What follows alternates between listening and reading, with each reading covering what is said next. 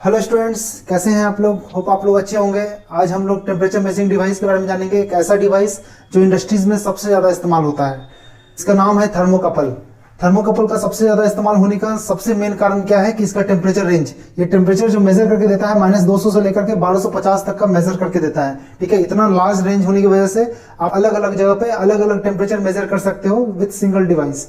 तो second reason है इसका मैन्युफैक्चरिंग कॉस्ट, वो बहुत ज्यादा कम होता है, इसलिए बोल सकते हैं कि ये इनएक्सपेंसिव है। ठीक है, बट होता क्या है कि इसका टेम्परेचर रेंज बहुत ज्यादा होने की वजह से क्या है, एक्यूरेसी कम हो जाती है।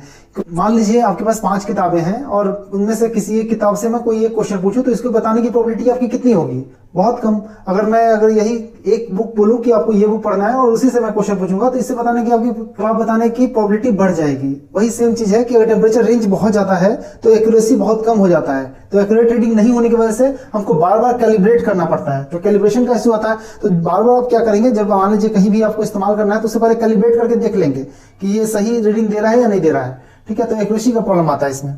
चलिए आइए अब हम लोग थर्मोकपल का वर्किंग प्रिंसिपल समझ लेते हैं। मान लीजिए 2 डिसिमिलर मेटल है, ठीक है, और उसको ज्वाइंट करके मैं एक जंक्शन बना रहा हूँ। यहाँ पर मान लीजिए इन दोनों को ज्वाइंट कर दिया, ये दोनों डिसिमिलर मेटल है, इन दोनों को ज्वाइंट करके यहाँ पे एक जंक्शन बना दिया। ठीक है, सिमिलरली इसका दूसरा एंड भी होगा तो वहां भी जोड़ करके हमने दोनों साइड में जंक्शन बना दिया। तो इधर का जंक्शन और इधर का जंक्शन बना लिया और इन दोनों जंक्शन को क्या किया, अलग अलग टेम्परेचर पे ले गए। मान लीजिए एक ज्यादा वाला टेम्परेचर होगा तो उसको हॉट बोल देंगे, कम वाला टेम्परेचर होगा उसको कोल्ड बोल देंगे।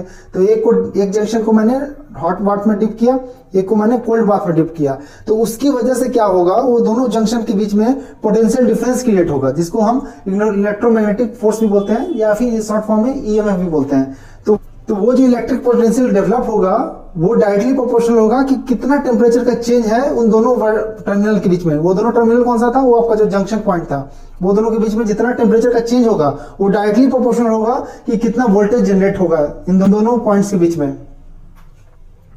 ठीक है, तो ये देखिए 2 डिसिमिलर मेटल लिया है हमने, मेटल 1 मेटल 2।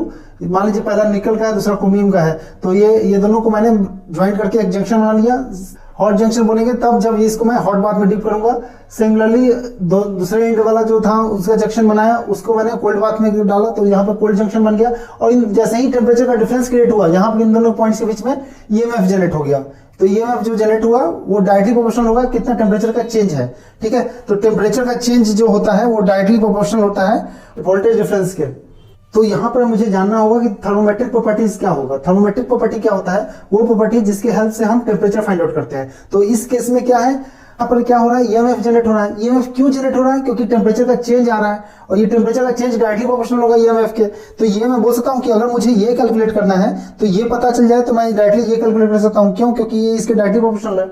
तो मैं ये बोल सकता हूँ कि चेंज इन वोल्टेज या फिर ईएमएफ क्या है, थर्मोमेट्रिक प्रॉपर्टी है। क्योंकि अगर मुझे वोल्टेज का चेंज पता है या फिर ईएमएफ पता है तो मैं उसके हेल्प से मैं टेम्परेचर फाइंड आउट कर सकता हूं। तो इस केस में थर्मोमेट्रिक प्रॉपर्टी क्या हो जाएगा, ईएमएफ या फिर वोल्टेज चेंज।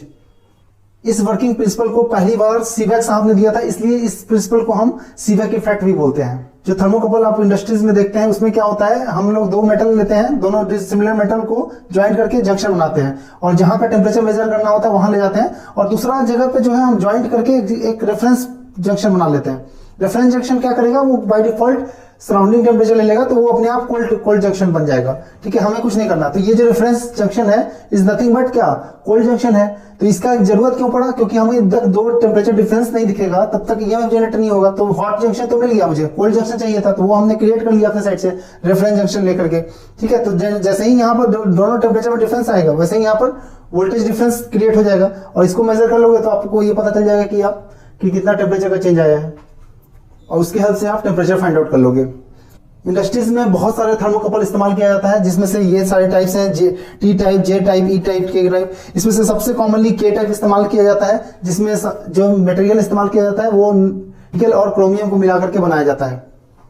तो आज हम लोगों ने इतनी सारी चीजें देखी जो थर्मोकपल से रिलेटेड था। अगर आज का वीडियो आपको पसंद आया है तो काइंडली लाइक कर दीजिए, चैनल पर नए हैं तो सब्सक्राइब कर दीजिए। आपको आज का वीडियो कैसा लगा कमेंट करके बताइए, या फिर किसी नए पॉइंट पे चाहते हैं कि मैं वीडियो बनाऊं तो वो भी आप कमेंट करके बता सकते हैं। Thank you so much for watching.